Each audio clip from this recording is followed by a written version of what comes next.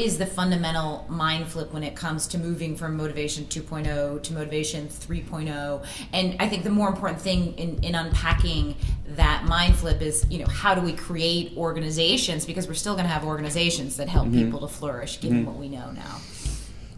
Well, I mean, they're sort of two different. There are two different questions there. One of them is sort of how do we make this transition from one to another. The other one is why we need to make that transition, and the why we need to make the transition is pretty simple. It's that we have a set of motivational mechanisms that demonstrably don't work, and to my astonishment, our response to that is to say, wow, it didn't work. Our response is to say, well, let's intensify it then. And I think making the changes is difficult, and I think it's very difficult, and I think it depends in some ways on the nature of the organization. Many times, one of the things that you see with some of the organizations that are doing these more innovative things, whether it's eliminating vacation time, whether it is doing FedEx days, these one-day kind of jamborees of innovation, whether it's something like Twitter is doing. Twitter in October had a hack week, 1 week where you work on whatever you want.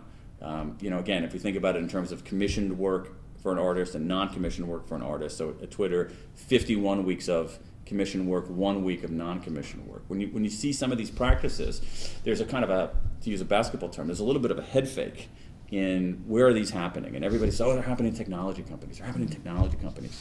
And that's only partly true. To me, the real correlation is they're happening in places, I think, where the founder is still around, where there's some founder DNA still present. And it can even be in large companies where founder DNA is still present, like Google. Google's a ginormous company.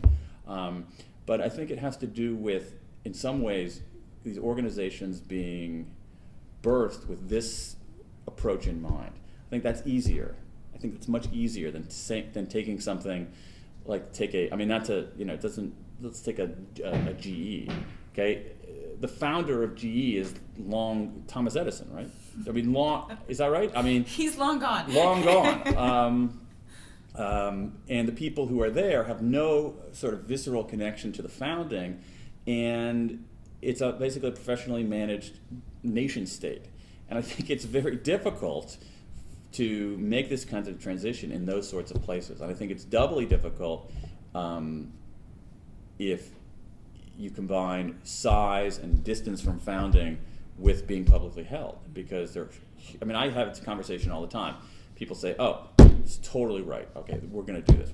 I got to hit my quarterly numbers first. Yeah. Hit that, and then we'll do it next quarter. And then it's constantly postponed. And so I think that it's a real challenge for how do you do these sorts of things in larger entities and entities where the founder isn't still around, and in where you're being scrutinized, sometimes even brutalized by public markets. I think that's very, very challenging. And there I think it's just, it takes a heroic, subversive individual to try to do things a little bit differently. Yeah, and so it's interesting that you, when you talk about that notion of the founder's DNA and also the sort of professionally managed firm that's beholden to public markets.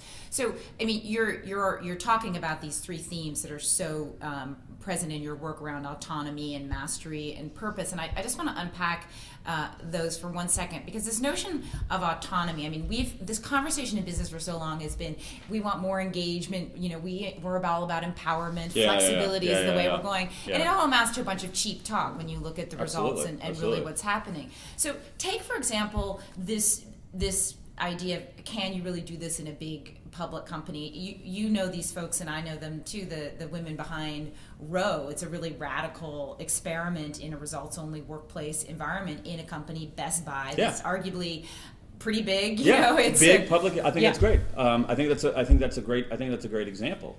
And how did that Row come to be? The results-only work environment. I think it was a double whammy. First, you had people like Callie Ressler and Jody Thompson, whom you're referring to, who basically started this in pretty much an unauthorized way.